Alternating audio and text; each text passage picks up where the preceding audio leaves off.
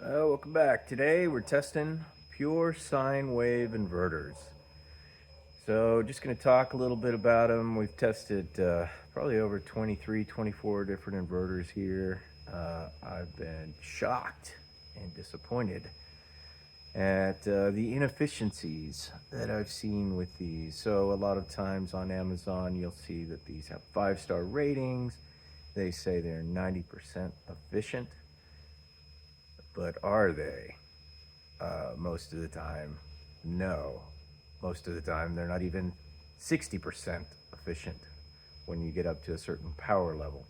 So when they test these things for efficiency, they're normally testing them at relatively low energy levels. But if you're planning to load these at higher power ratings, up to their maximum power rating, for example, then you'll find that there is a drop in the efficiency of the unit. And the reason for that is because the switching transistors in these inverters all have an internal resistance which causes them to dissipate heat. And when you get to the higher power levels, then you're basically dissipating more and more heat. You're losing more of the energy as heat. And actually, if you just measure the external temperature of a lot of these inverters under the same load and compare their external temperatures, you can determine which one's more efficient, which ones are more efficient than others. Another aspect to consider here is where you're going to have the inverter. So if you're going to have this inverter sitting in your bedroom because you're running a space heater, or in your bathroom because you're heating your hot tub, whatever it is, some of them are pretty noisy. If they're depending primarily on fans for cooling, they'll be making quite a bit of noise. And so you have to take that also into consideration. This one that's running here, you can just see I'm running the 1-ton heat pump with. The one right on top of it, I tested yesterday and ran the 1-ton heat pump at 1200 watts for an hour and a half. And this is the second time I'm testing this inverter, and under the same load conditions, it runs the heat pump for 2 hours.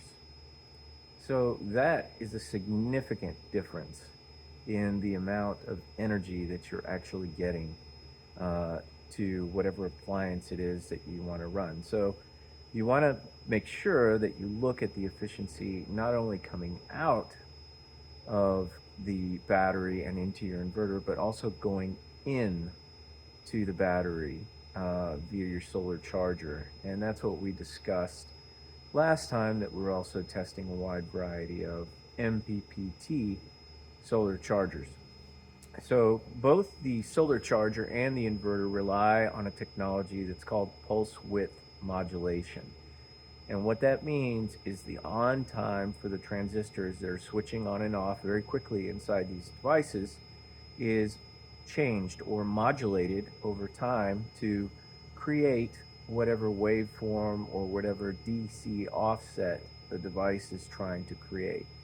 And so in the case of a pure sine wave inverter, this switching is happening quickly in order to produce something that looks like a sine wave. There's also modified sine wave inverters, or MSWs. And the problem with modified sine wave inverters is that they will have a lot of noise.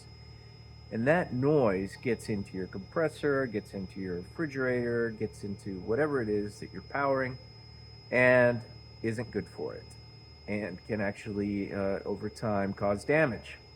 And it isn't efficient either. So your appliance won't run as efficiently, even though the inverter is supposedly providing a certain amount of power. The amount of energy that that appliance is actually efficiently able to use is much less.